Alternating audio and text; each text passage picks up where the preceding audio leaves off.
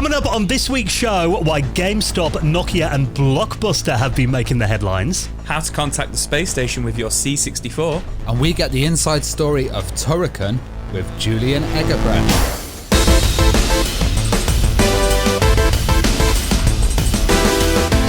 The Retro Hour podcast is brought to you each week with our incredible friends at Bitmap Books. Now, if you really want to spoil yourself, why don't you treat yourself to one of their amazing books that we'll be telling you more about very soon. Browse their whole library on their website at bitmapbooks.co.uk. Hello and welcome to the Retro Hour podcast, episode number 261, your weekly dose of retro gaming and technology news with me, Dan Wood. Me, Ravi Abbott. And me, Joe Fox. And welcome to our first show of February. You know, actually, I was thinking before, you know, they often refer to that kind of classic cinema of, like, you know, the 1940s, 50s and 60s as the golden age of cinema. We like to talk about retro video games as the golden age of gaming. And actually, pretty much a lot of stuff we do in our lives is retro. I'm actually sat here drinking a nice beaker full of Cherryade right now. I've got a mini disc player in front of me as well. I'm sat in the retro cave right now, with all my retro games around me, funny enough.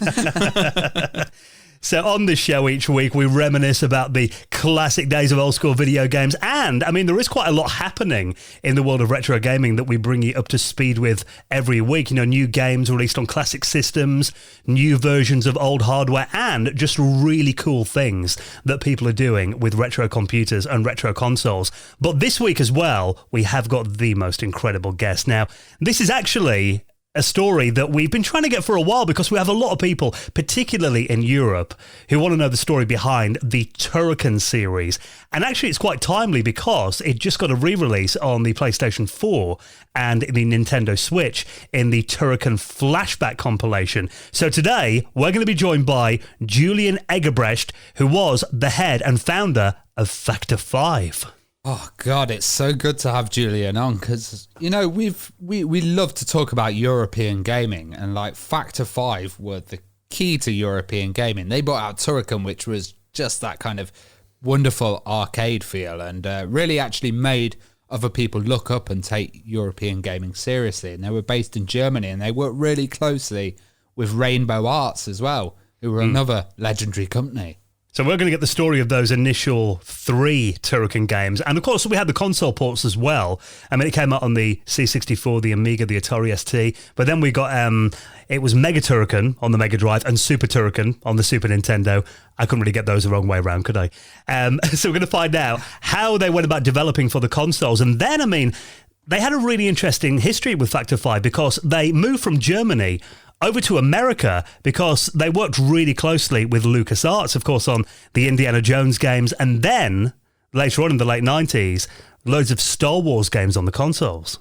Yeah, it's a really interesting story, and amazingly, they got into console streaming in the end as well. So they kind of managed to keep the company going, and actually there is now a Switch release of Turrican coming out and a PS4.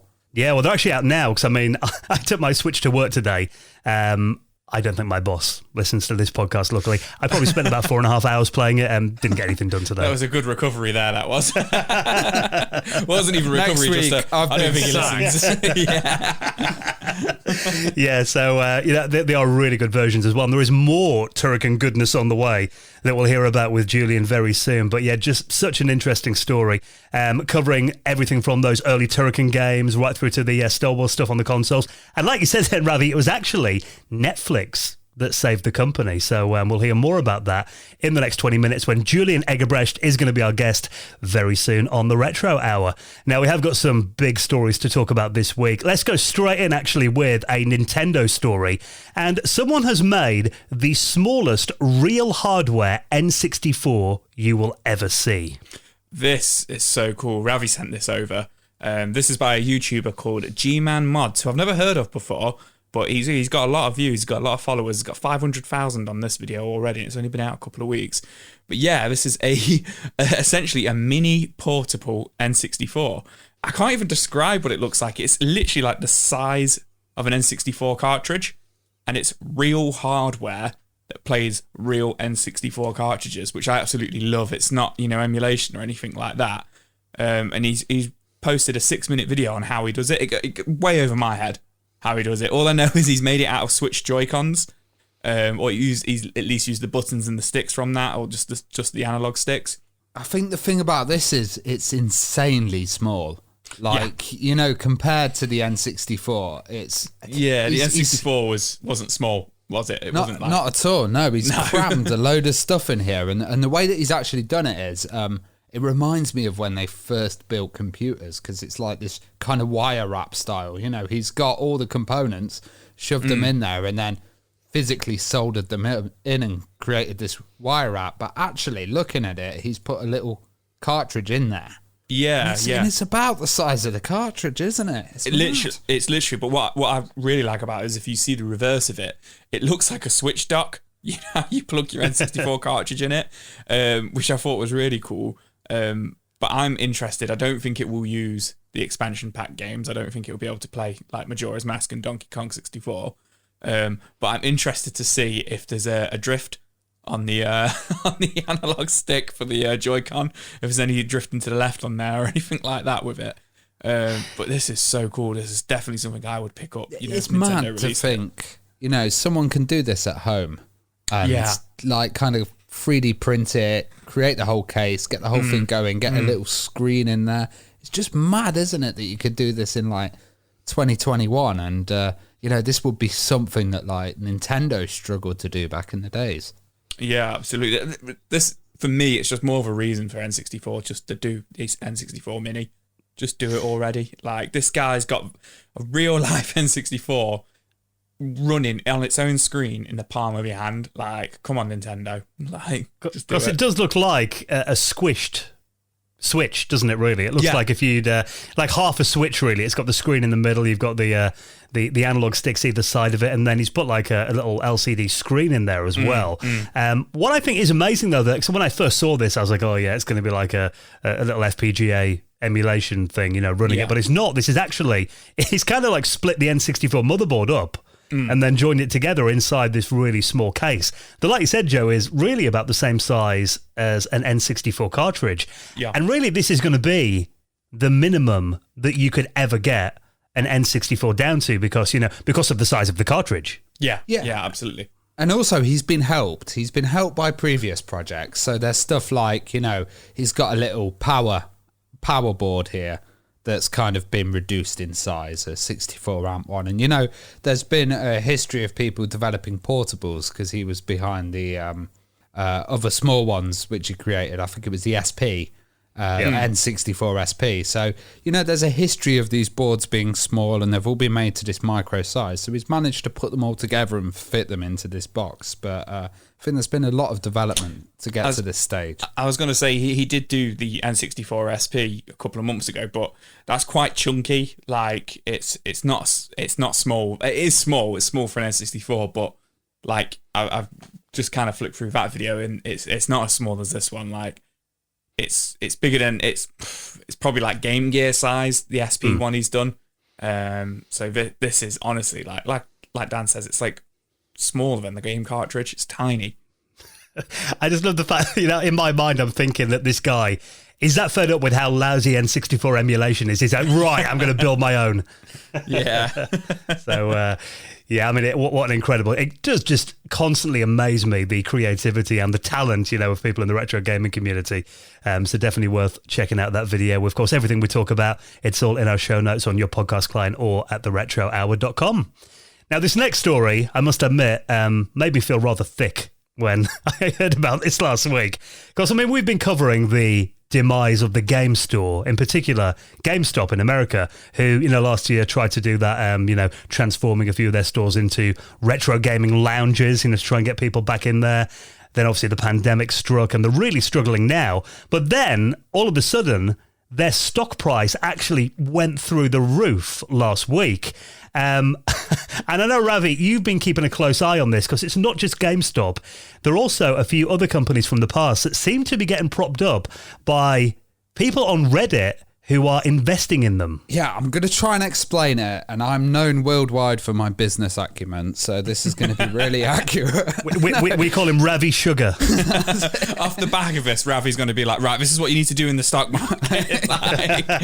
Send me all your stocks. No, I've been looking at this, and The way I'm going to try and explain this. Simplify it, man. Because sorry if I get this up. Because when Dan said he feels thick, I feel thick on every bloody episode of this show. So okay, really simplify it. Ravi's the only smart one among us. So I'll simplify it. So, you know, GameStop, like you said, they were trying to kind of get people in. They were trying to turn it into this more of a destination venue. Mm-hmm. And then COVID struck, so people weren't buying games. Full stop. So what happens is when that happens, you get a lot of short sellers who basically go, oh, this company is going to go bankrupt. So we are going to buy loads of stock, short sell our stock and say, oh, okay, it's going to go bankrupt. So let's make a bit of money out of it going bankrupt. Now, what seemed to happen was, this is usually really predictable. What seemed to happen was the Reddit guys were like, no, we don't want GameStop to go bankrupt. So what we're going to do is all team together, put a little bit of money into the stocks and basically, well, a lot of money into the stocks and basically boost it. So what happened was all these kind of stock people and hedge fund people that were predicting GameStop to go down, suddenly all their predictions were completely wrong. And they lost £70 billion. And it's absolutely mental. And then this trend started happening with other stores. So Blockbuster, which remember, Blockbuster has one store in Bend, Oregon, went up 700%, which was just mad because people were like, just buy Blockbuster stock, just going crazy. And then Nokia as well. So I think, like, obviously this is a whole financial thing, but the interesting thing is the choice of companies here. And I think this is like, you know, people are saying, oh, these companies don't have value anymore. And this is kind of Reddit and the internet saying, actually, they do have a bit of a value. You know, it might be different to what you guys expect. And I was going to ask you guys, if you think there's a company in the UK, like, that would kind of Wimpy. do with one of these surgeons. Wimpy would be a perfect example. Everybody knows Wimpy. It was in America. That would be a perfect example. Wimpy, Maplin's. Maplin's. Yeah, Woolworths. Yeah, Woolworths. Yeah, you know the thing that I don't get here. Now, I've been seeing this everywhere. Does this actually help the companies, though? No, I don't think it does, actually, because it's right. Because, you know, people, once you get to that level with all the stock, you have to sell it to someone, don't you? So even if you've made all this profit, who wants to buy GameStop stock at like $325 a share? I think it's more of a kind of a proving a point thing. There may be a few people that have made money on it, but I don't. You know, it definitely brings a lot of attention to GameStop. Like all the all the outlets around the world are talking about it at the moment. I even like turned on the radio and they were like GameStop. I was like, geez, wow. Because I've been seeing people saying, "Oh, that's it. GameStop is saved now thanks to Reddit." But then I've seen other angles on it where it was essentially, you know, a group of guys, well, quite a large community on Reddit who essentially wanting to stick it to the traders on Wall Street and, like, you know, show them up. Really, I think that's what it was. It was just like saying, you know, you guys don't think there's value in it. We think there's value in these nostalgic kind of things. And then just kind of showing that the system's a bit broken if this can happen, to be honest. I don't know the name of the guy, but didn't some billionaire Wall Street guy who's British win on like BBC News the other day, and he was just like, you're ruining it for the billionaires, you're ruining it for us all. He was just like, you're just sat at home on your benefits while hardworking people like me are losing their money, and you just I think initially they went out and they did that with the companies, but then there's been a lot of stuff where like the app that they were using to buy the stock suddenly stopped letting them buy them. Is it Robinhood or something? Trying to protect the investors rather than the public, and that's what really enraged people. But I think the main point for the Retro Hour is these are nostalgic companies, and people are kind of bringing attention to them, which is pretty mad. And we're recording this on Saturday the 31st, and this is moving really fast, guys. Sunday the 31st of January. This is moving really fast. 2021. Yeah. So by the time this comes out, it could be completely different, and who knows which companies could come back. We should start some retro hour stock, shouldn't we? I just had this vision of, like, you know, the CEO of GameStop, like, waking up last Monday morning and be like, what the hell? Looking at his phone, it's gone up, like, you know, 2,000% overnight or something. Commodore, where are you, man? Commodore, come on. I think there is actually, isn't there a Commodore that make mobile phones or something somewhere in Europe? Yeah, because you know, Magnavox or something could go huge. Who knows? Well, the power of the internet. So, yeah, like you said, definitely an interesting story, something we haven't seen before. So we'll keep an eye on that developing story. Now, I know you're eager to talk about this one, Joe, because it is all about your favourite game of all time, or one of your favourite games of all time. This is, of course, GoldenEye. Now, we have mentioned before that it nearly got an upgrade on the Xbox. I believe that's when we did an episode all about GoldenEye that got mentioned, that didn't actually make it to market in the end. It got cancelled. But now there is a video that shows a good 2.5 hours of this unreleased GoldenEye port to the Xbox 360. Yeah, so this has been uploaded this week onto YouTube on a channel which is a dedicated GoldenEye 007 content creator channel, a guy called Grassloo 00, sorry. Essentially, this is a 4K 2.5 hour video of what could have been, which is, you know, GoldenEye 007 for the Xbox Live Arcade, the 2007 version we never saw. It's a long video. I'm not going to lie. I've not watched the whole thing. I've watched like the first 10 minutes and then skip through it, just looking at the levels and stuff like that.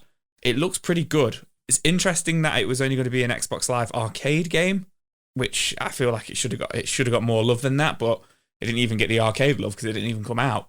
But it does look good. There's like at the start, if you leave the original game just running, rather than it playing itself, it goes through the credits for the characters, like a montage of like every single character model. It's like, James Bond as 007 kind of thing. They've got that at the start of the video, and it switches between, the 2007 graphics and like the 97 graphics or 98 when it came out. And the comparison is nice. But it's not like mind blowing. It's not like, oh my god! Like, have you watched the 4K version yet, or can't you do that on your thing? I've just been watching it on YouTube on my computer. I'm watching the 4K version on YouTube at the moment, and I must say this does look stunning in this resolution. It looks like Counter-Strike Source or something like that. Let me put it on. Press the cogwheel. I'm doing it. Watch Joe's computer crash now. Yeah. It does look good, but like I wouldn't say it's mind blowing for 2007. Like, considering we had like Crysis and stuff like that. Did we have Crysis in 2007? I feel like we did. That was the year it came out. But there was actually a later version, wasn't there? The GoldenEye Reloaded that came out in 2011. That was a version on the Wii as well, wasn't it? Yeah, the Wii. Was it the 360? Does that look different to this then? Does this looks completely different to that. I'm not massively familiar with that one, but that was my understanding of that. That was like a new game, but they just kind of stuck the GoldenEye on there, like, oh, it's GoldenEye, even though it wasn't really like GoldenEye. Right. And whereas this is just an upgrade. This is just like a full-on overhaul remake kind of thing of GoldenEye. Like, it plays the same as the original GoldenEye. It's all the same sound effects. Like, I'm not too sure if they've literally just overhauled the graphics or if they've built it again from the ground up. But the gameplay is like identical. So it would be really nice to kind of like get together at Christmas and, like we used to, and play it on the multiplayer, because the last 30 minutes of the video is the multiplayer, and it does look really nice. Nice. Yeah, and there was a huge demand for it, there was, I remember, what was it, Tomorrow Never Dies came out and stuff like that, and it never really kind of hit that GoldenEye, It never hit that popularity again, did it? No, and also even though Time Splitters, the whole series kind of really got a little boost from GoldenEye fans going onto it, using the same kind of engine as well. I reckon this would have really helped as well. But that kind of GoldenEye feel, something missing. So I reckon if they'd released this, it would have sold massively. Well, apparently they actually obtained this from a service called PartnerNet, which is kind of a version of Xbox Live available only to developers. So it wasn't like a hack or anything like that, but they're saying that they are going to release this version of the game at some point this year. Okay. So there might be a chance for everyone to play it eventually. That would be nice. Get Ravi to come. Although I wonder how my you. house. Yeah, that's the thing. So I wonder if if it's an Xbox Arcade, I guess you'd have to have a kind of a modded or a hacked 360 to play it on then to install it. I don't know. I would imagine maybe when they say they're going to release it, it's just going to be emulated on PC. Maybe. I would imagine. Is there a 360 emulator on the PC? I don't know. Oh no, probably. no, but Is it not? I don't think there's a know. very good one, but they'll put. No. Yeah, they might release it on the same architecture, or who knows? Who knows? But, maybe Dan's right. Maybe you do need to have a modded Xbox 360. Might be coming out on the Switch. Yeah, that would be awesome. That would be really cool. I'm sure Ravi's got a guide somewhere on hacking the 360 if I need it doing. Oh yeah, for sure. That's easy. Ravi's like, I've got 6. Now, this next story just blew my mind. I mean, I remember actually being a kid, and I've always found it really interesting twinning computers and amateur radio. Because I remember I had a friend who his dad was really into like ham radio, and he managed to read weather stations. Kind of get weather station output on his Amstrad. And I always thought that was really cool, the fact that they had an aerial on the roof and you get binary into the computer somehow and it'd show stuff that had come over the air on his computer. That's always blown my mind. However, our friend Christian Perifractic, Retro Recipes, has gone one step further than that and got his Commodore 64 to talk to the International Space Station. Yeah, I thought this was a really cool, neat idea. Like, us nerds in ham radio have been contacting the ISS for years. But well, haven't you got a ham radio set up in your shed? Yeah, I have, yeah. He's contacted the space station with it. So if you think about it, when they did the moon landing, they had to get that video signal back from the moon. And that was a thing called slow scan television, which went over the radio waves, but it was broadcast directly from the moon. And you can send on mad frequencies. Basically, you can send a signal to the International Space Station, and you can also do ham calls. So there used to be a channel on YouTube, and a guy would stand in a car park with a big aerial, point it at the ISS with his ham radio, and go communicate with them, and they'd actually talk back to him. But the problem is, because the ISS is spinning around the Earth really fast.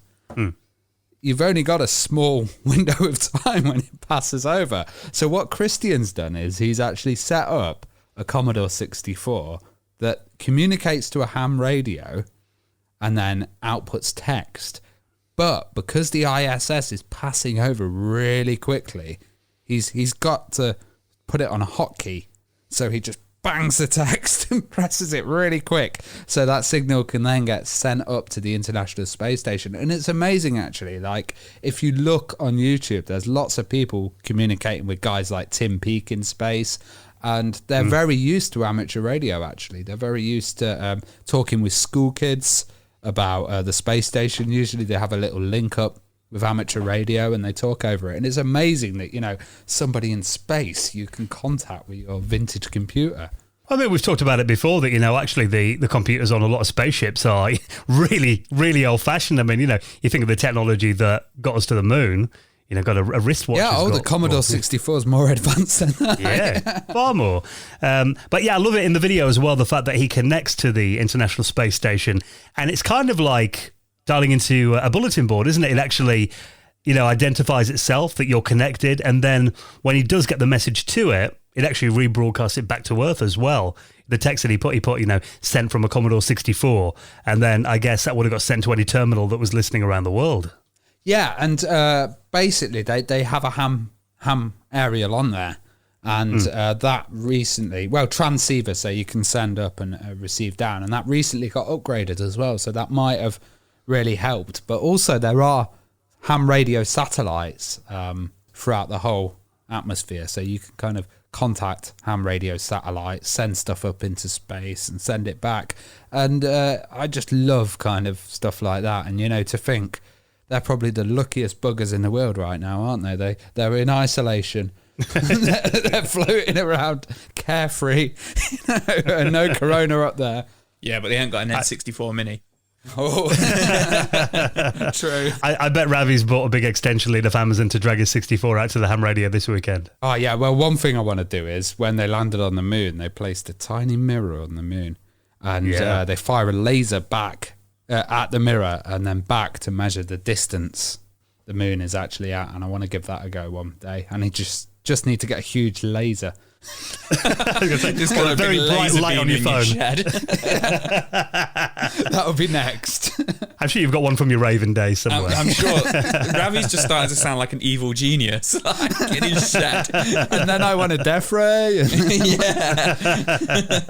So yeah, I mean, this video that Christian did, when I saw the title, I was like, no way. So it's one of the coolest things I've ever seen on YouTube. Definitely worth checking out. Amazing work. Now, before we get into our chat with Julian Eggebrecht, all about the story of Turrican and Star Wars games and lots more as well. Doom on the Sega Mega Drive. Now, I remember playing the 32X version of it and thinking that was pretty impressive. But now, using the power of a modern EverDrive cartridge, they've ported a version to the Sega Mega Drive of Doom that actually looks pretty comparable to the original PC version to me. It's pretty fast, isn't it? Like, looking at this, they're actually using the power of the cart. So the EverDrive is actually doing quite a bit of work, which is pretty amazing. It kind of reminds me of, like the VFX chip or something. You've got this cart, and maybe other games are going to get adapted to actually use the power of these EverDrive carts. They are a bit expensive. And is that not cheating a little bit? Like, I know it's still running on the original hard drive, but like, I don't know. I mean, it's cool. Ravi made a good point there. I mean, the Super FX chip was a similar kind of thing. Yeah, true. Yeah, very true. Yeah, it is kind of modern technology kind of running through there. But, they haven't, like, strapped a PC in there. I think so. There's no death ray or laser gun on it. No. But it's really smooth, and it's just really cool running. And I've always wanted to kind of play Doom on the Mega Drive as well. I know they don't even need the 32X for this. It's just the EverDrive, really. Well, this looks a lot better than the 32X version. And, I mean, they've got it running at a stable 30 frames a second, which, for a 3D shooting game on a Mega Drive is pretty impressive. Yeah, and we interviewed Janelle Jacraze as well, and she was developing the Doom port, and she remembers telling us about how kind of rushed it was. And, they really didn't have the time to optimize that game or anything. So it's good to see kind of a complete, really fast version with all textures, floors, and all enemies and sprites as well. Yeah, we just need them to redo the 3DO version next, don't we? Yeah. Get a good one on there as well. So imagine if you'd have saw this back in 1995. I remember, being an Amiga user then, seeing Doom running. I've talked about it before in my local branch of Ryman, the Stationers, where I'd go on a Saturday afternoon to check out all the hot new games. There must have been some guy in there who was like a massive gamer. He'd always have them running on the PCs in there, but I never thought that the Mega Drive could do anything like this. I mean, everyone's got to check this video out. It's just mind-blowing they've managed to port it that well. I just imagine going into a stationery shop and seeing all these demons getting killed and like miniguns. Kids buying back to school. Yeah. Yeah, it's that old lady's looking over the top of the shelves of A4 paper like raised eyebrows. What's going on over there? It was a bit like that, actually. I didn't dream it. This definitely happened. So, we'll keep an eye on that Doom running on the Mega Drive on the newest EverDrive cartridge. Definitely worth a look in. Now, before we get into our chat with Julian Eggebrecht, let's just give a massive thank you to our incredible sponsor, our friends at Bitmap Books. Now, we've talked about their new Game Boy The Box Art collection recently, which is available now from their website, bitmapbooks.co.uk. But actually, they've got plenty of other games. If the weather's a bit drab and dark at the moment, it's that time of year when you need a bit of cheering up. So why don't you treat yourself? I mean, they've got some incredible books on here. I know you're a massive fan of the Sega Master System Visual Compendium book, Joe. Yeah, man. I got this a couple of years ago. This is a really, really cool book. I'm a simple man with simple pleasures, but the aesthetic of it is absolutely beautiful. But yeah, man, you get 420 pages here of pixel art with interviews from, the original developers, all about the games. It's got over 150 games here as well, with information all about them. And literally, like, just you've got all the box art in here, you've got pixel art, and you've also, what I really like as well, you've got like original packaging for the accessories and stuff. And in the middle, there's like full like pull-outs, like it's like an A4 book, but you can just like, you pull out into like A3 posters and stuff like that. It's just an awesome book. Dan actually got me this for Christmas a couple of years ago, and it was a wicked present. And I always find myself reading over it when I'm meant to be working. Well, I've found a really interesting one as well, which is called Generation 64, and it's about how the Commodore 64 inspired a generation of Swedish gamers. And, it's covering gamers, artists, musicians, crackers, programmers, and how they went on to form some of the big companies, like the developer DICE actually came out of Sweden. And amazingly, it's got an introduction by Chuck Peddle. And it just looks like a fantastic little book. And I really kind of want to delve into this because, this episode we're talking about European gaming. And you can't get more European than Swedish C64 developers, can you? And of course, their latest book, Game Boy, the Box Art Collection, which is a real celebration of Nintendo's monochrome marvel. And you can order all these books. Why don't you treat yourself? And of course, you'll be helping out the podcast by doing it by heading to their website, bitmapbooks.co.uk. Now, of course, we have a Patreon running as well. We're actually getting set to record this week our latest episode of our patrons' exclusive podcast, The Retro Hour After Hours. And we've been playing games that we chose for each other, and we're going to give them a little review this week. Now, no spoilers, but I know, Rav, you spent a good few hours today playing a couple of games that we've suggested to you, haven't you? You know what? It was really nice because it was like, I've been set to play these games as a task, and I've kind of sat down and played them and spent time and focused on the intros and the outros and stuff, and really just soaked it in. So it's nice, and I love setting games for you guys as well because I can't wait to hear what your reactions are. I'm really looking forward to what you guys think of your games as well. And I had to, it took me like a week to think of the games as well. And every time I was like, have you guys played this game? Yeah, we've played it. I was like, for God's sake. And then I think the games I came up with were really good. Yeah, so we haven't told each other anything at all what we think of them. So you're going to hear our reviews of games that we've chosen for each other this week on the Retro Hour After Hours podcast. Of course, if you want to access that, not only do you get that podcast, a bonus one, you also get our patrons hangout that we're going to be doing next weekend as well. It should be this weekend when the show comes out on Sunday evening. You get an early episode a lot of weeks as well. You get it ad-free. But really the reason that you're doing it is to support this podcast and make sure that it continues and we can bring it out each week. It covers all the costs that we have for doing this show. And of course, you will get a mention in the Retro Hour Hall of Fame. Like this week, a massive thank you, Matt Loren, John Treeholt, Patrick Braga, Ross Mantle, and Jason Langridge, who all made donations into the running of the show via Patreon. And if you'd like to do the same, that'll be massively appreciated at theretrohour.com. Right then, are we ready to get the inside story on the legendary Factor 5 games? Of course, Star Wars Turrican series that's back again for 2021 with the founder of Factor 5, Julian Eggebrecht, next on the Retro Hour podcast. Welcome to Turrican. You're listening to the Retro Hour podcast, and it's time to welcome on this week's very special guest. And we're so excited to get some stories about the legendary Factor 5 and, of course, games like Turrican that is actually back on the PS4 and the Switch. And there is a lot more in the pipeline as well. So let's say hello to the brilliant Julian Eggebrecht. Hello, Julian. Thank you. Hey, glad to be here. Great to have you joining us now. Before we get into these stories of these incredible games that you've worked on in your career and continue to work on today, I thought it might be quite interesting just to kind of backtrack right to the beginning. Where did it all kind of begin for you with computers and video games? It really began for me with something which outside of Germany, very few people really are aware of. It was a console which came out at around the same time as the Magnavox or the Odyssey. And it was called the Interton 4000. It's very Kraftwerk. And it, as far as I know, it only came out in Germany. And it was a German attempt of basically doing a cartridge-based system. Came out in the, I believe, 76, 77, something around that time.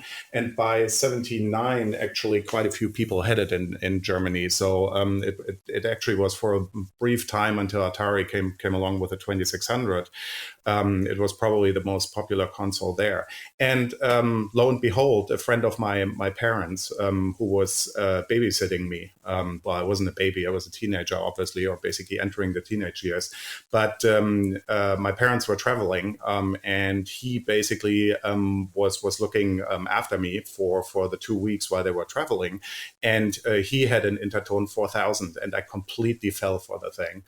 And was absolutely addicted to it. It had the typical variations, as you can imagine, at the time of combat, outlaw, essentially clones of all of that stuff, the Atari systems and most of the other Pong variants, of course, all of that good stuff. But I got completely hooked. And with that, then, of course, my next step was logically, I believe in 81, I got a Atari VCS, a 2600, with the hideously expensive cartridges back then in Europe.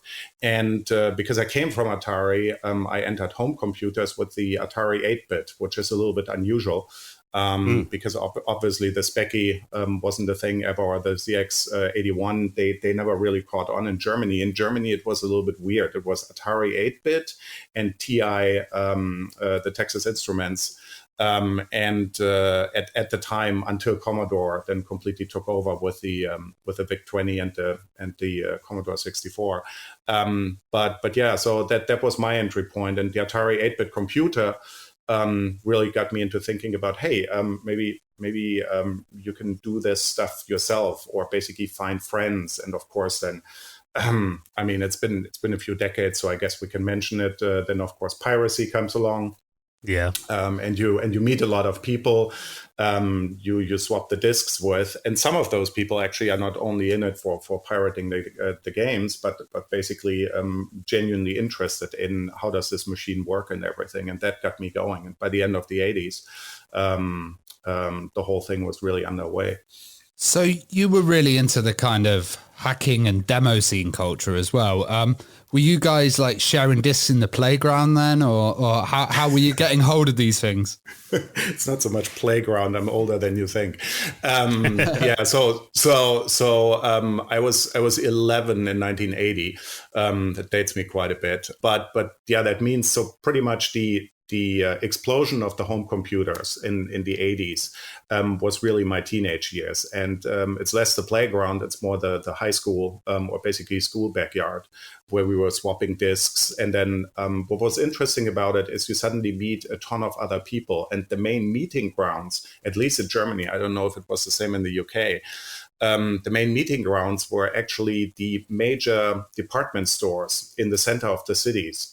Right, because they usually had basically a computer division, or basically a computer department, home computer department, and that's where after school everybody from all of the different schools actually who was into this stuff was meeting, and then swapping discs and things like that. And the interesting thing was that the perfectly adult salespeople, of course, they were completely in on the whole thing and were actually themselves copying the discs and swapping the discs and being part of the scene as well. I funnily remember a few of those guys. So yeah, that was the typical thing I think, I mean, I've heard the stories of my Factor 5 colleagues and co-founders, Thomas Engel and Holger Schmidt as well. And it was exactly the same for them in Cologne, whereas I grew up in a small town called Hildesheim. But we all kind of gelled with other people who were interested in the hobby. And with that, you suddenly also had people who were programming. And I guess we all were kind of lucky. I mean, the people who came as programming groups and as hacker groups out of the whole thing, we were just lucky that we were friends with other talented people, be it artists or be it coders. Well, Factor 5 was formed in 1987. Give us a bit of background on how the company was formed and what kind of the mission was back then. Yeah, the company was really formed in 1993. The original Factor 5 team, or basically the Factor 5 very, very beginnings, started already in 87, actually in Cologne. And it was really just Achim Moller at the time, who was part of, or basically who was the main thinker behind the Light Circle. And as you mentioned earlier, the group started out really as hackers, and that's where I met those guys. Also, I think I met them for the first time in late '88, when I don't believe Katakis Daenerys, which would have been the first professionally published game, that hadn't come out yet, but everybody in Germany knew about it, and everybody was expecting it to do really great things, because word got around that because Achim was known as one of the main geniuses at the time in the German Amiga hacker scene, and everybody knew that he and his buddies were working on a shooter game, and so yeah, expectations were high. I met those guys there the first time at some hacker convention. It might have been in Germany or in one of the adjacent Scandinavian countries, because we oftentimes crossed over the border either into the Netherlands or up to Sweden or Denmark. Denmark oftentimes was a place, because of course the police was, shall we just say, not so much on the ball up there. Whereas at some of the hacker parties in Germany, they actually had started to do crackdowns in the late 80s. So yeah, that's where we met for the first time. But then the whole thing got momentum, and Factor 5 was really officially, as a name, was founded because Katakis was finished and needed to be published, and the original title was Neutralizer. And it was an R-Type clone for anybody who has played it. And it was a very good clone, but it was a clone.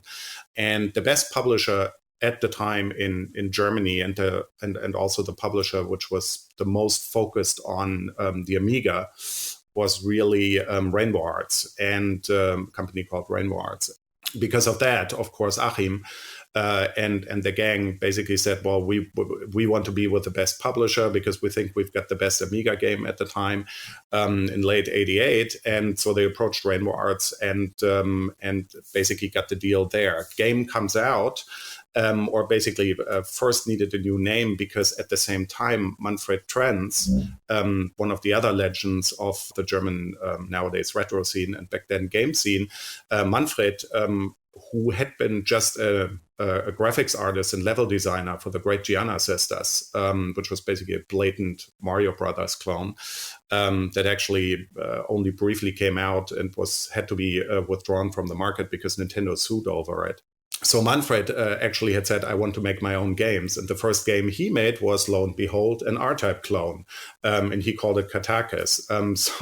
So Rainbow Arts suddenly had a C64 R-Type clone, and they had an Amiga R-Type clone. So they said, well, why don't we slap the same name on both of them? And that's how the Factor 5 game also became to be known as Katakis. The two games are different, but both of them are clones of R-Type, so they're not that different, really. And that's really how the whole thing started. And I personally, I was in my hometown, and by early 89, had, of course, seen what the Factor 5 guys were doing with Katakis there. And basically rallied my troops in my hometown and said, come on, guys, let's finally make games, because we wanted to do it for a long time. The Amiga is the perfect platform, because on the Atari 8-bit, we never really got around to do much. But a bunch of friends who were really also talented. And I was basically finishing high school at the time, and said, well, what should we do? And we all settled on, let's do Amiga versions or Amiga sequels of some of our most favorite games, 8-bit games. And we voted, more or less. And the vote came down to half of the group was really into Paradroid, Andrew Braybrook's brilliant C64 game. And so I called up Houston and basically said, hey, can we do an Amiga version of Paradroid? And they said, well, unfortunately, Andrew is actually doing one himself. Damn. And we actually had created a complete demo and everything. So that was quite the bummer. The other two games that we had picked out were two favorites of mine. One was Ball Blazer from Lucasfilm Games, which is one of the two original titles that Lucasfilm Games made for the Atari 8-bit and then later also for the Commodore. And so Ball Blazer, I called up here in San Rafael at Lucasfilm Games, and somehow, I don't know how, managed to get through to the head of the games division at the time, AJ Redma. And we talked for probably half an hour or so. led to an insane phone bill because in 1989 that was an expensive endeavor to call pre-Skype. the States from Germany. Yeah, that was pre-Skype. I think I remember my mom being terribly upset because that month when I did all of those calls, it was over $1,000. Oh wow! Marks would have been marks, but certainly $1,000 in nowadays money. Well, I mean, of course, you had a massive hit in 1990 with the incredible Turrican, which, I'm sure everyone is dying for us to talk about who's listening to this show. I mean, give us a story of Turrican then. What was the idea there? And give us a bit about the development background on that game, the original one. Yeah, sure. The story for Turrican comes directly out of that Lucasfilm Games call that I did here in the US, because they actually had as their partner in Germany, Rainbow Arts, as their distribution partner. So they told me, well, why don't you guys seem to be pretty motivated guys, why don't you contact our German distributor, Rainbow Arts, and see what you can do there? I did that. I called them up, and they said, well, why don't you come by and show us what you have in Düsseldorf? So that was, I immediately next day drove down to Düsseldorf, and basically that was in the summer of 89, got to meet everybody at Rainbow Arts. I already knew the rest of the Factor 5 gang, of course, at the time, but I was introduced to Manfred Trenz and Chris Hulsbeck, our musician at the time. So met all of these guys, and we all clicked really, really well. And then 2 months later, a producer who was supposed to basically work and start, he came from one of the German computer game magazines, was supposed to start at Rainbow Arts, and he dropped out at the last moment, Heinrich Lehnhardt. And so he dropped out, and they suddenly were short one producer, and the company was expanding and working on a ton of games. So they asked me, well, why don't you start? You know your games. You are doing your own games with your group. Why don't you start as a producer director here? Because we could really use you. And I had been there for a number of times. At the time, I had flown over with one of the other producers over to Skywalker Ranch here in California, and had visited Lucas. So it made a lot of sense. So in October, November of 89, I packed my bags, moved to Düsseldorf, and started at Rainbow Arts. It was right when the Berlin Wall was actually opening. I remember I was driving down the Autobahn right when the first East Germans were basically driving over the border for the first time. So I started at Rainbow Arts, and of course the first time, so I immediately clicked really, really well with Manfred and with Chris. And Manfred had been working for about 4 months at that time, on 4 or 5 months on a tech demo, or basically a technical challenge, because he had done Katakis first. And then his next big goal was that he wanted to get on the C64 scrolling in all directions going, because that was a lot of the game development back in those days was driven by technical achievements. If you could do smooth scrolling in one direction, well, that lends itself to certain game types. If you can do smooth scrolling in all directions, you can do a different game type. I mean, a lot of people always say, well, wasn't it that Turrican came about because you guys looked at Metroid and then basically wanted to do a Metroid-like game? That's not really how it happened. It was this challenge of nobody really had done on the C64 technologically what Manfred wanted to do there, basically scrolling in all directions. Now, ironically, at the same time, the Factor 5 guys were challenged with the same thing on the Amiga, because on the Amiga, you had really nice vertical scrolling, horizontal scrolling games, but you had practically nothing which had figured out a way to really scroll in all directions and do it at arcade speeds, 50 hertz or 60 hertz. So unbeknownst to each other, actually, Holger Schmidt and Achim Moller, mainly Holger actually, were working on the Factor 5 side on the very same technical problem that Manfred was working on the C64. And when I started at Rainbow Arts, that tech demo was just about done, and the game behind it needed to be done. And Manfred didn't have a producer, and Holger didn't have a producer. So they basically threw the project to me because they said, well, you're the newbie, but that's why you probably will get along well with Manfred, who had a relatively prickly nature. And you also like Chris, and you already know the Factor 5 guys. So why don't you take over that project? And that's actually what happened. And that project then became Turrican. And it was really Manfred, who was the one initially who sprinted ahead. He was about 2 months ahead of where the Amiga version was, so basically where Holger would be. And Manfred was convinced that he himself wanted to do Turrican for the Amiga as well. And one of my first jobs was to actually assess the project and basically talk him out of that and basically say, no, we need to split this up. So yeah, that was all in late 89. Well, at the time, was there kind of a lack of decent action games in the European gaming market compared to, say, the USA and Japan?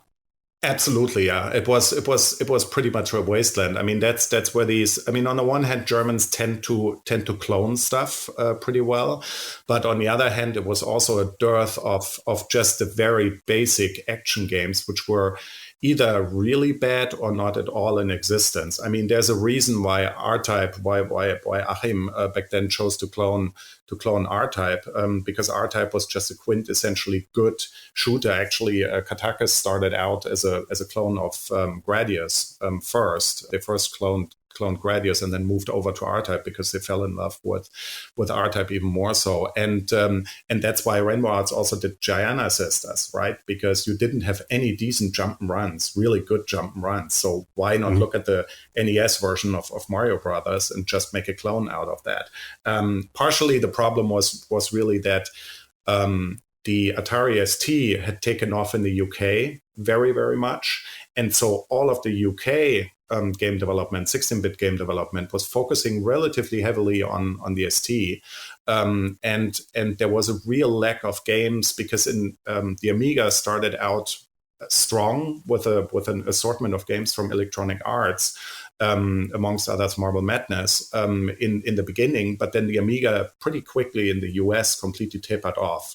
And so, especially in the field of action games, there wasn't anything good around. And that's what triggered all of this development, because the Amiga was selling well in Germany. In the UK, I mean, nowadays people oftentimes forget that, but it took much longer in the UK to basically become big than it did in Germany. Germany was about a year ahead in terms of Amiga sales. And that's really the niche that we jumped into and wanted to jump into. Well, Turrican 2 is many people's favourite game in the series. And that was one we got to find out a bit more about the character as well, you know, that it was called Bren McGuire, and he had a bit of a backstory as well. I mean, tell us a bit about coming up with the story and how you wanted to improve on the original game. Yeah, the development for Turrican was much more disjointed in the sense that the Amiga version was started later, and Holger had to catch up, and basically it had to be a rewrite because you couldn't port C64 at the time to the Amiga. It was essentially looking at the C64 version and rewriting it for the Amiga. That's why the two Turricans on the C64 and on the Amiga feel quite different. So by the time, though, when we finished the first Turrican game, we had a fantastic team. I mean, everybody clicked, everybody knew each other really well. We had been working together for 6-7 months. So we knew that we had something good, and we knew that if everybody would basically start at the same time, this time, that we could be exceptionally better than Turrican 1. So Turrican 2 really came out of that complete gelling of the team. And I would agree with you. I would say that Turrican 2 was probably the magic one, where all things fell into place perfectly, and also where pretty much everybody from the team had their creative input. So it was less of a 1 or 2 man affair. It was more of a real teamwork, with Andreas Escher as a graphics artist, but also level designer. And I did some of the designs, and Manfred, of course, still did quite a few of the designs, and even Holger chipped in with the design. So that I think that's the magic behind Turrican 2. We had the time. They gave us 9 months or almost 10 months, which was much longer. And we also could live out a lot more of technological stuff that we had learned about the Amiga. So, and of course, Manfred was a master of the C64, so he really pushed that thing to its limits. So yeah, Turrican 2 was the best experience, I would say, back then. Well, one thing that made Turrican a really unique experience and having that kind of arcadey feel was the music as well by Chris Hulsbeck. Like a lot of Amiga games at the time, they felt really bare, or you just have sound effects or just have music. How impressed were you guys when you first heard the soundtrack? Well, so the story behind the soundtrack was that when even before I came to Rainbow Arts, I was a huge Chris Hulsbeck fan. And so the moment I started there, I basically was hanging around in Chris's studio every night because he was a night owl. He never got up before 6 p.m. and then basically kept working all through the night. And I usually didn't go home before midnight.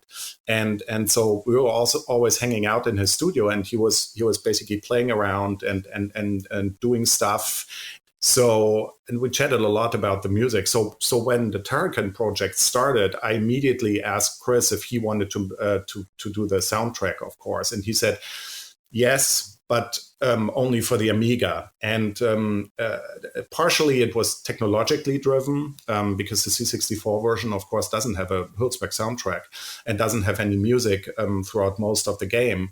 Partially it was technologically driven, but partially it was also driven because Manfred really didn't like Chris's music, which is ironic, of course. Oh wow! That's at the end of the day the true reason why the C64 version doesn't have any Hulsbeck music. And I accepted that because it was like, okay, Manfred, if you absolutely don't want it, it's okay, but we can go all out on the Amiga, right? And he said that's fine. Yeah, don't bother me with it. But Chris can certainly do it. And I then challenged Chris and basically said, so in my dream music project, every single level and every sub level should have a new tune. And Chris basically said, "Are you out of your mind? That's an hour or 2 hours of music at the size of the game." But I felt it was important because he had that knack to have that beat that actually keeps you going in the game. And we'd basically done the first prototype level with the Hulsbeck music, so it was pretty clear that it would be really, really strong. But it was quite a drag to get that many tunes out of Chris. And then for Turrican 2, we went even crazier and basically reinvented the sound code, the underlying sound code completely and everything. But even for Turrican 1, it was quite the challenge. And Chris was really the brilliant guy who figured out that how to squeeze that much music plus sound effects out of just 4 voices, 4 channels, right? Because the Amiga only had 4 channels. That's why you oftentimes had only music or only sound effects. And Chris really was the one who blew that wide open with a lot of little tricks and reusage of. Sometimes he did use a second channel. And during that time, some of the music is basically being suppressed. But most of the time, all of the sound effects that you hear are really just running on one channel. It's actually quite cool. Well, of course, the consoles got versions as well. We had Mega Turrican and Super Turrican on the Mega Drive and the Super Nintendo. How did developing for the consoles differ to the home computers then?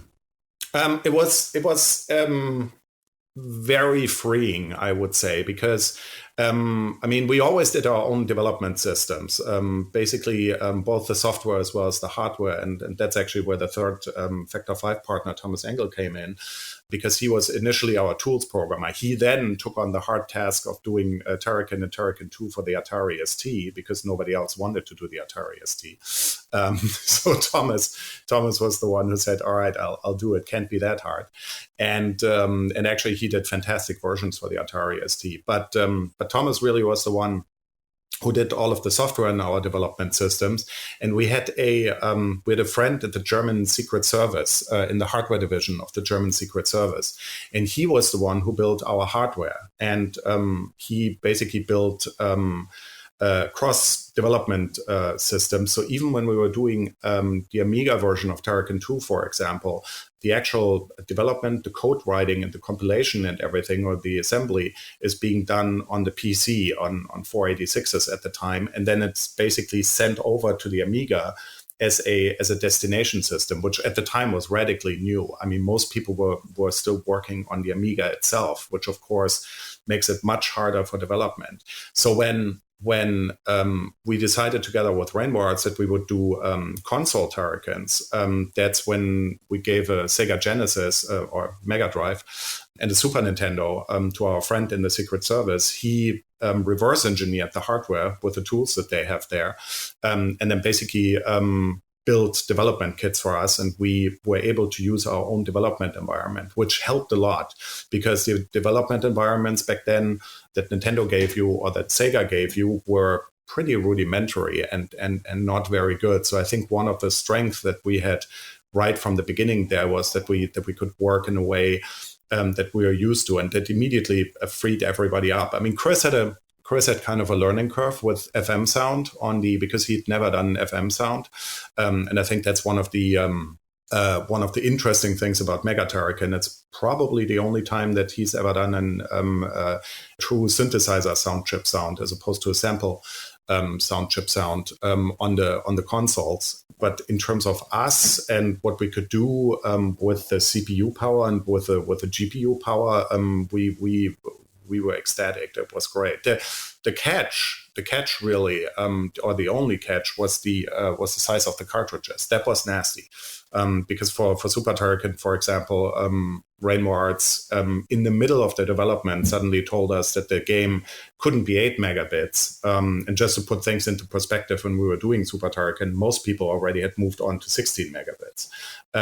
It was basically the time of Street Fighter 2. And suddenly they came in right in the middle of the project and said, well, you can only have 4 megabits. You have to shrink the game down because we were using 6 at the time.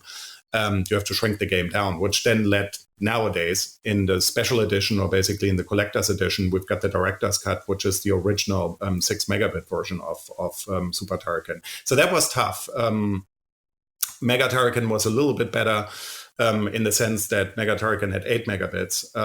So we could do more there. But the memory limitations, that was the only thing. Everything else was fantastic about the consoles. Turrican 3 had a bit of a troubled history, I hear. It had, yes. Well, Turrican 3 really is Mega Turrican. So the way it worked was that we were starting out on the Amiga with the whole concept of what you nowadays know as Mega Turrican. Basically, the certainly Bionic Commando inspired a little bit the plasma rope. We wanted to play around with physics a little bit. And Castlevania, actually, the whip in Castlevania 4 was also a big inspiration. So we started out on the Amiga with it, got it to a prototype stage. Thomas actually was the one who was the programmer behind it. And then Rainbow Arts said, well, we don't know. The Amiga seems to be going downhill. And we're talking about 1992 here, late 1992. And of course, the Amiga was going downhill at the time. And so they said, well, why don't you move it over to the Mega Drive and basically create the game there? So we actually did that, did the complete Turrican 3 as Mega Turrican.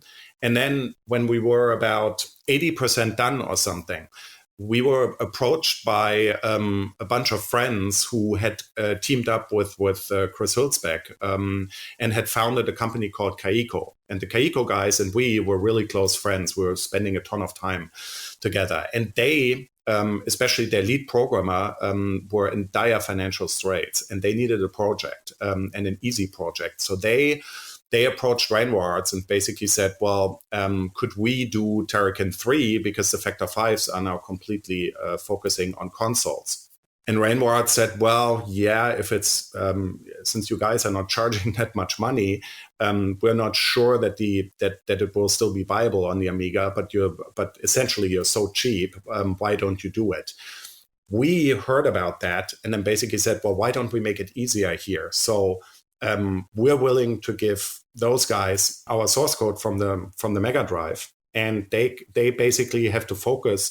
They get the playability for free because the playability is completely from the Mega Drive because it's the same CPU as the Amiga, and they can completely focus on figuring out the graphical and the sound tricks. because it was, of course, quite daunting to take our Mega Turrican and basically get it onto the Amiga. And that's at the end of the day what happened. The ironic thing is that then Turrican 3, so Mega Turrican, got stuck in distribution hell because I had originally pitched it to Konami as the publisher, and Konami then at the last minute dropped out and didn't pick it up. And then it took quite a while until we found, for the different territories, we found Data East for the US and Sony Electronic Publishing for Europe. So it took quite a while. And in the meantime, Turrican 3, actually the conversion of Mega Turrican was finished on the Amiga and came out on the Amiga. That's why people have the wrong perception there, which game really came first. But Turrican 3 really is a one-to-one conversion of Mega Turrican. Well, I even heard there's going to be a 3D version of Turrican called Tornado at one stage. What kind of happened with that? Yeah, of course. I mean, in the later years, we did. So when we were on the run up to the GameCube launch, especially for the initial Space World demos, when we showed the early demo version of Rogue Leader, we actually had two games in development at the time. It was Rogue Leader on the one side, which was basically Rogue Squadron 2. And on the other hand, we wanted to do a character shooter, which was inspired by Turrican at least. And that was called Tornado.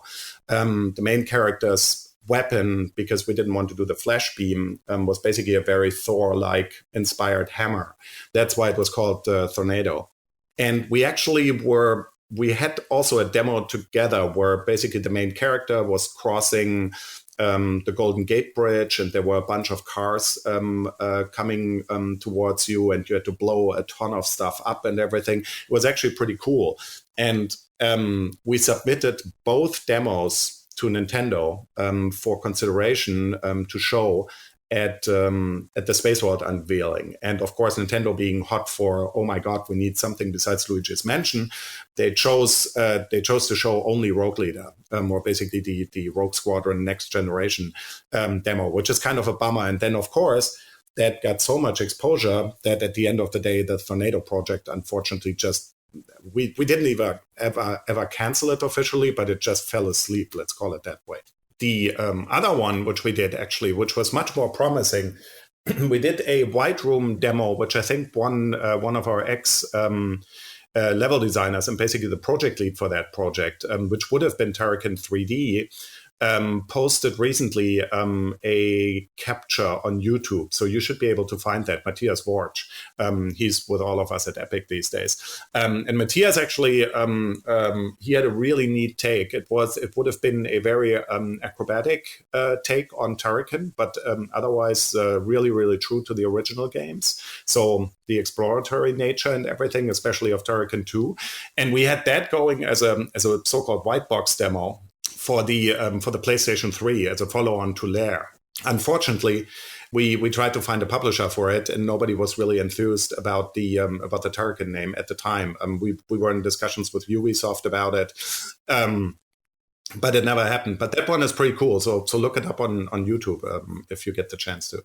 Well, you had another hit in 1992 with BC Kid, and that was known as Bonk's Adventure on other platforms. What was the story with that game? Oh, the story was that we contacted a lot of Japanese companies and showed them Super Turrican and Mega Turrican when we were done with them.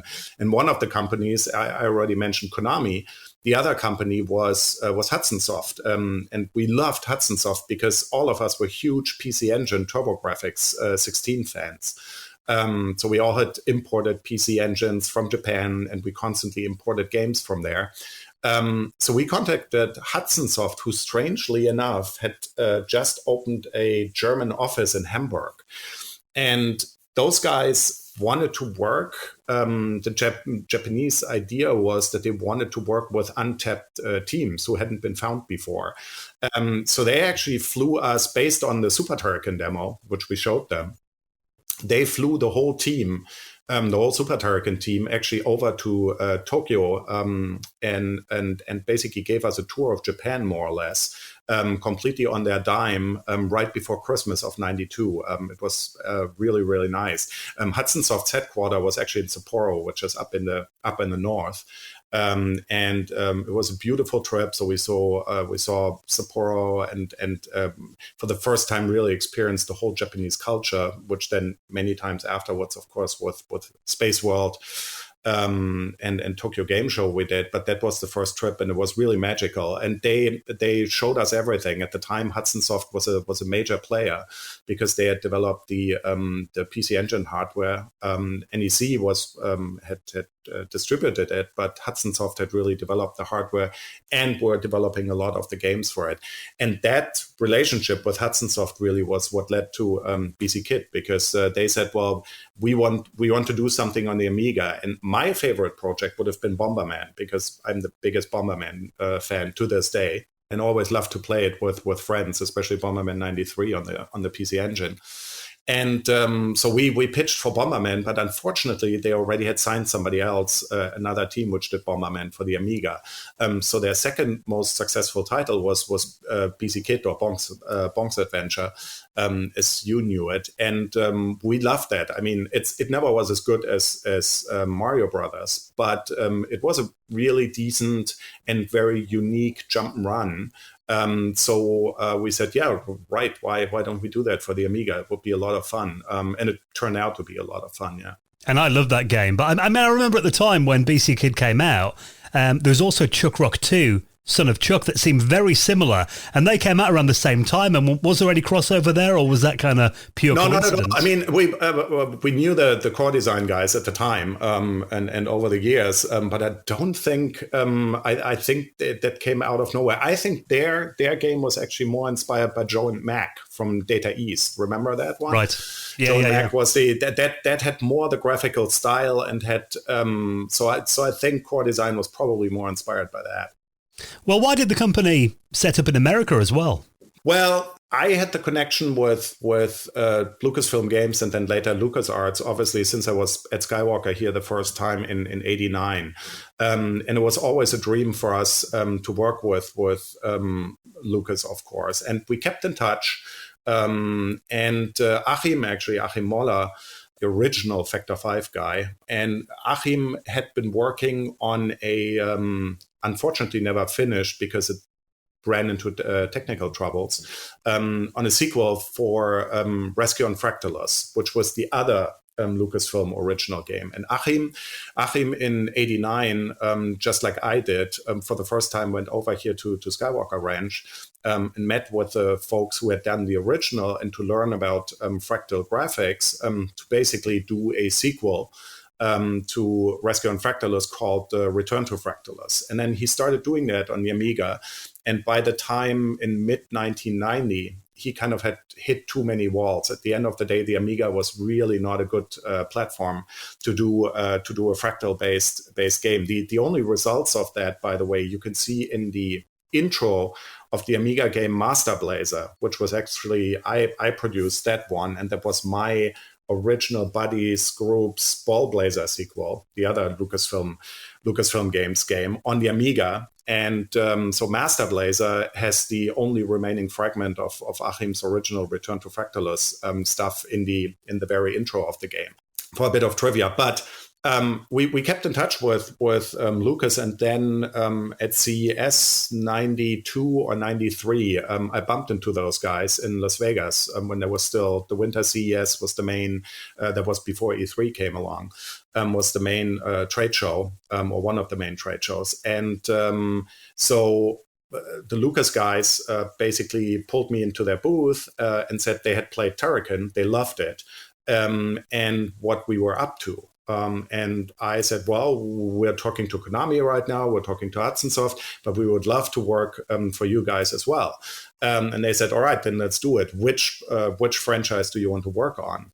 And of course, I said Star Wars immediately, because that would have been the absolute dream. And they said, yeah, no, Star Wars, no chance. Sculptured Software already has that under their wing, and they're doing Super Star Wars and Empire and Jedi. And then they offered up, well, you could do something based on Sam & Max, or a lot of their internal stuff, or Monkey Island. Do you want to do a console game based on Monkey Island? I asked, well, how about Indiana Jones? And they said, well, Indiana Jones is fine.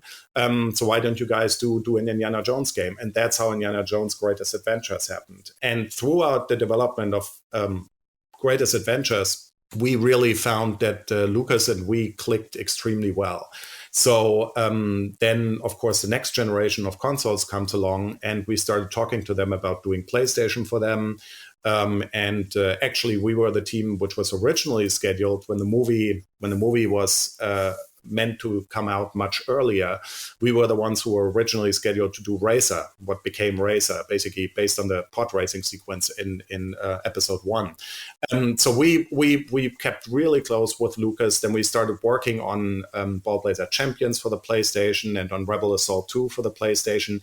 And by the time that those games, especially on CD-ROM, because they were on CD-ROM, when they were further along, we really thought, well, we have to either move to the US, because the internet was so slow at the time. You have to imagine. I mean, we had to constantly ship discs via FedEx to the US, and it was really untenable because there was no direct, quick feedback cycle with the publisher. And so we said, we fear that the company might go under unless we actually move to the US, and why don't we align ourselves closer with Lucas? And I proposed that to the Lucas guys, and they said, sure, we can do that. We can help you with the immigration. And do you have the whole team on board? Unfortunately, Achim at that point in time jumped off the ship for a few years because he wasn't willing to move to California. But everybody else said, sure, why not? And we packed up our bags. And then in May of 1996, we made the move with most people over here to San Rafael, right around the corner from Skywalker Ranch. And the rest is kind of history. And then we of course started working. We finished Ball Blazer. We finished Rebel Assault 2. Rebel Assault 2 was really successful and showed that we kind of could handle the Star Wars franchise. And then the next step was, and actually the game which got us over here immigration-wise, that we had signed with them already, was once again Return to Fractalus.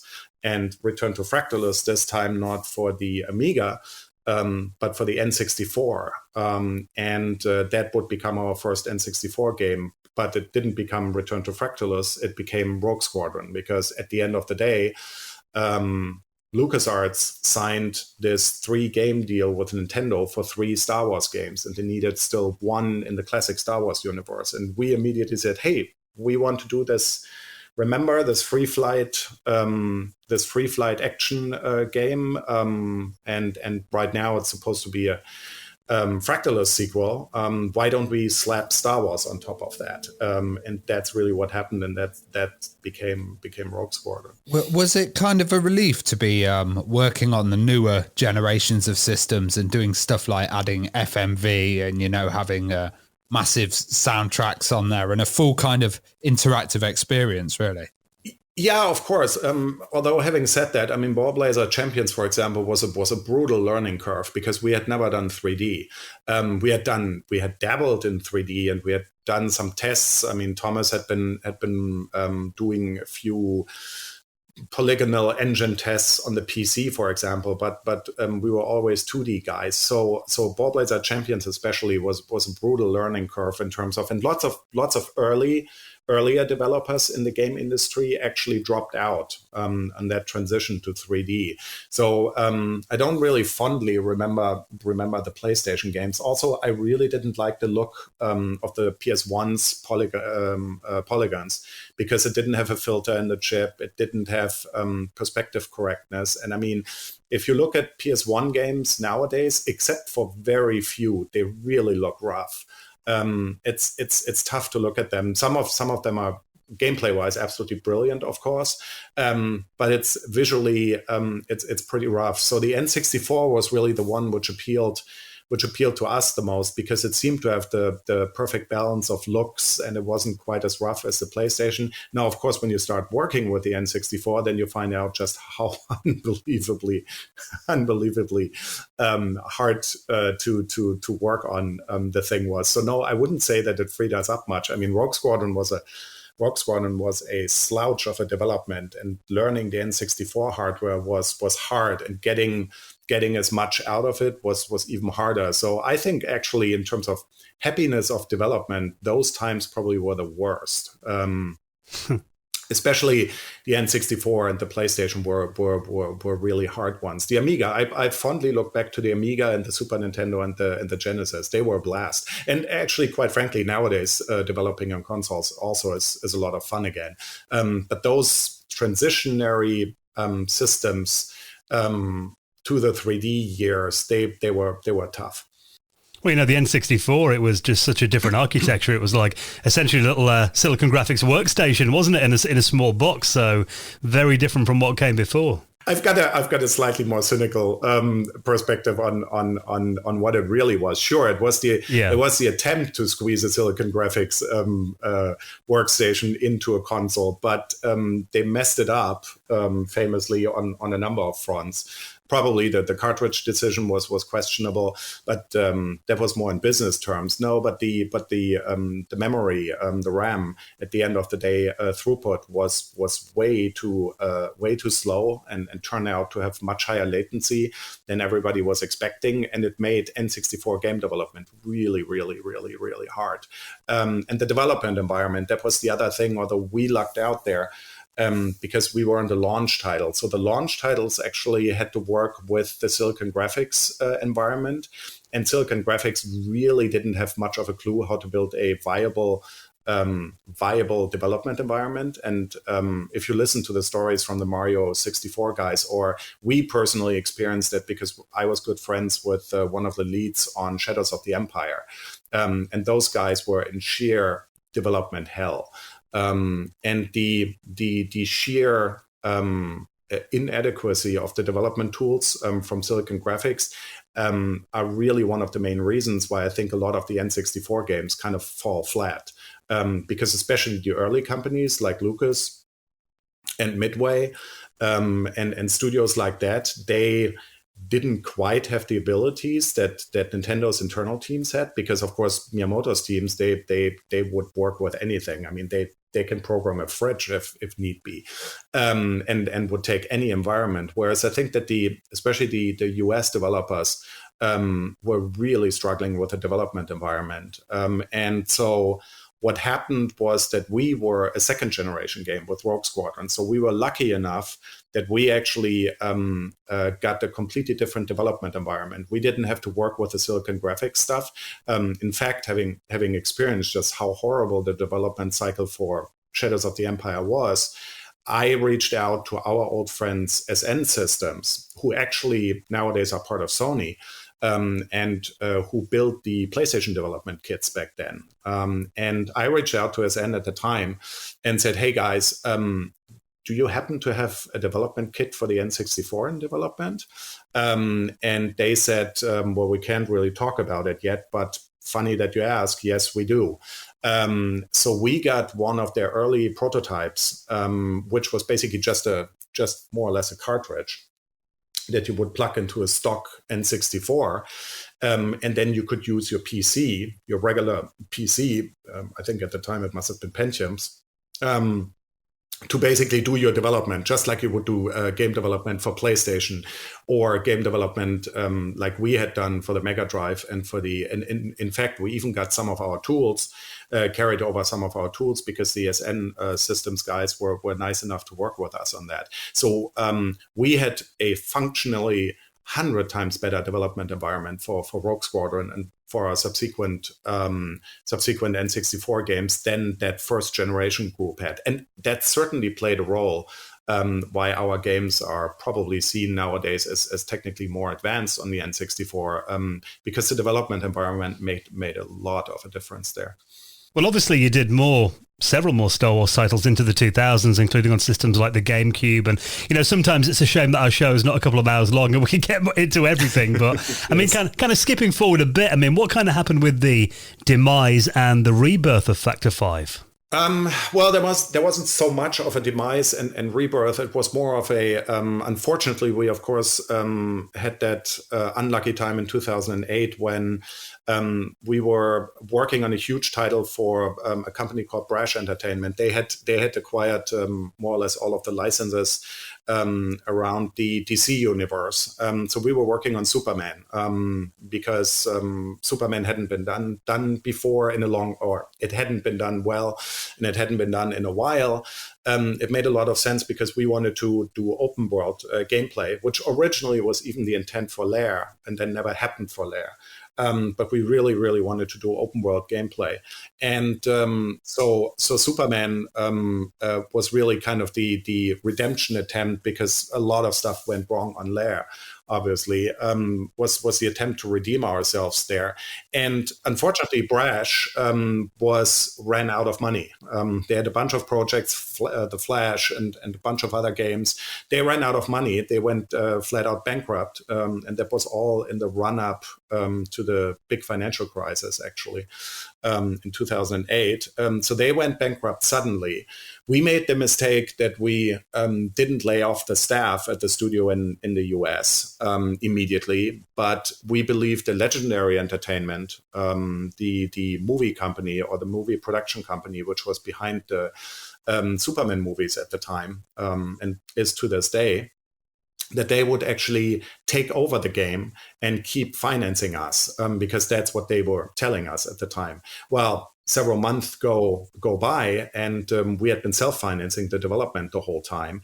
And what aggravated the whole issue is that we were at the same time also working on the next Rogue Squadron for the Nintendo Wii. Which would have been the Wii, the ultimate Wii version of Rogue Squadron, or basically of Rogue Leader and everything that was in the classic Star Wars trilogy, really. And we were self-financing that because Lucas at the time was also in pretty dire financial straits. And when we approached them that we wanted to do a Wii Rogue Squadron, they said, yes, but we cannot give you any money for it. Can you self-finance? And we said, sure, we can do that. Wouldn't have been a problem, except for Brash going out of business. And that fact, and the fact that we kept on, what was it at the time, about 100 staff, and basically paid it out of our own pockets, meant that by November 2008, we ran completely out of money, and then actually had to shut down the whole studio, which essentially in the aftermath then took down the Wii Rogue Squadron game, which was actually completely finished, which never came out. Which is really a bummer, because everybody who worked on it thinks it's by far the best Rogue Squadron that we ever did. But yeah, we took that down with it because it was entangled in legal issues. And then we said, well, okay, why don't we bail from game development for a while and basically try something different with the core team. So the core Factor 5 team, the original guys, and everybody always stayed together, both in Germany as well as here in the US. And that's when Netflix came along. Because Netflix at the time had this wacky idea that they wanted to do a video streaming service. Because of course they were a disc-based rental company, if you remember. Yeah. So Netflix comes along and is looking for people who would be able to get video streaming going on embedded systems, on consoles. And I happen to know the new founder of the division at Netflix from something that we had done earlier for the GameCube. And so the way these things sometimes happen, right at the point where the whole rest of Factor 5 would have fallen apart, I called them up and they said, why don't we have a meeting? And then we had a meeting and they said, well, Electronic Arts wanted to do it for us, but they just blew it because they couldn't get it technically going. And I said, of course, yeah, no problem, we can do it. We had never done video streaming or anything. Nobody had at the time. But of course, we were in dire straits. So I said, sure, give us 2 weeks and we're going to get, as a demo, we're going to get your Netflix service going on the Wii. I bet you had some late nights that 2 weeks. Yes, that was crazy 2 weeks. It was just like the Rogue Leader demo back then. But we actually did get Netflix going on the Wii in those 2 weeks, showed it to them, and the rest is history. And after that, basically, a lot of the console clients and a lot of the console streaming technology that Netflix rolled out on all of the different platforms over the following years in 2009, 2010, 2011, that was always done by us. And then later on, we branched out from 2012 on. We did Hulu and Amazon Prime Video, and in the UK we did Love Film, YouTube, and then eventually ended up as part of Hulu. With Hulu Germany and Hulu West Coast here, which in reality was really just Factor 5. We just always exchanged the nameplate on the door. So that's what we were up to almost throughout the whole last decade. Well, that was an awesome bit of kind of morphing and saving yourself there. But now it's a pivot. Yeah, it's a pivot. You could say that. But nowadays, you're also bringing Turrican back. So Turrican Flashback is on the PS4 and Switch. Can you tell us about how this came about and what we can expect? Yeah. So we had, of course, the biggest fan base for Turrican is in Germany, I would say. And we had somebody, the co-founder of Strictly Limited Games, and their label, the other label is In Games. Strictly Limited contacted me and basically said, hey, it's 30 years in 2020. So why is there nothing coming with Turrican? And we had the lucky coincidence was that we had finally figured out all of the rights issues a few years earlier. So finally, because that was the problem why we couldn't do all that much with Turrican before. So the stars really aligned when they contacted us, and we said, sure, why don't we work together? But you guys realized that the best title is because you always had seen the console versions, right? In the retro sense. But the best title really is Turrican 2. And Turrican 1 is also very important. So we can't only have the console versions, we need to get the Amiga emulated. And that was really the big thing where they stepped up with their retro talent and everything, because they said, all right, then let's figure this out. How to do Amiga emulation right, and Super Nintendo emulation and Mega Drive emulation to really make this into the ultimate thing. And the ultimate thing, so the Turrican Flashback, which just came out this week, was kind of for people to get a feeling and kind of play, let's say, the mainstream Turrican games as they came out. If you're a fan, then go to Strictly Limited, and what we've got upcoming from them later on is much broader versions, where basically you've got more of the unusual titles. So, for example, Super Turrican 2 is included in the big collector's editions. We've got some swag, and the coolest thing is that actually Chris Hülsbeck did the work to re-record all of the music on professional synthesizers for all of the games. And if you go for the collector's editions, then you actually get those alternate soundtracks. So you could actually either listen to the chip tunes or to the more modern CD quality music-based stuff. So there's a whole range of Turrican things coming out, and hopefully by the end of 21, which is actually the 30th anniversary of Turrican 2 coming out, there should be something for, and every nook and cranny of the Turrican universe should be explored by then. Well, before we did the interview today, Julian, I downloaded Flashback on the Switch, and that was my entire afternoon written off. I didn't get any work done today. I just had to sit down and play it all the way through. Awesome. Wait and see. There's going to be cool stuff. We're talking about downloadable content also for people who get Flashback and who didn't go for the collector's editions right away. We don't want people having to double dip. That wouldn't be okay. So keep your eyes peeled on what they're going to be announcing, but I think you can soon get additional content which will make you pretty happy for that. Any plans to do like a completely new Turrican game at some point, do you think? Constantly. I mean, obviously we did those 3D attempts, and while the last one was really promising, I think what everybody is stoked about right now would be to do a 2D Turrican, basically with the graphical capabilities of the modern systems. Would be so beautiful.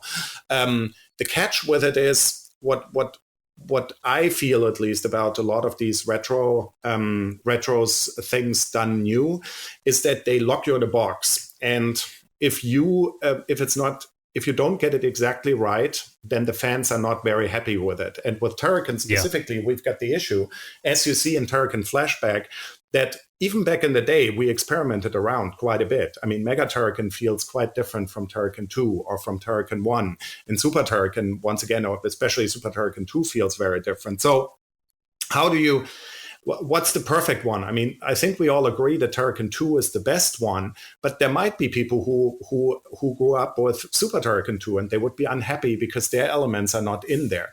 So, or somebody wants it more linear and they don't want the huge sprawling levels, because certainly that was represented. So my ideal new Turrican would be that we do a game which is all spiffy with newest graphics based on Turrican 2, but then also have the ability for users to actually do their own levels and actually have all of the features from all of the other Turrican games also in there, so that you can do your own mix of Turrican, and that ideally, just like Mario Maker, people could share their levels. Because I think the series, if you think about it, there's so many varied elements in the different Turrican games that it could be really, really successful. And the levels actually are relatively easy to build, so they're not that complicated. In that sense, it's very similar to what Super Mario Maker did. So that would be that's kind of my dream new Turrican, where we get the community involved, and where, sure, we're going to do our own levels. We're going to present them as kind of, here, this is what we think is cool. But if you don't like it, then create your own Turrican. Well, Turrican Flashback available now for the PS4 and the Switch. Obviously, more to come this year. We'll link that up in our show notes as well, Julian. It's been incredible getting your stories and a little bit of your history, and it's just fantastic to have Turrican back in 2021. So thank you so much for coming on and being our guest this week. Thank you for giving me the time, guys. It was a blast.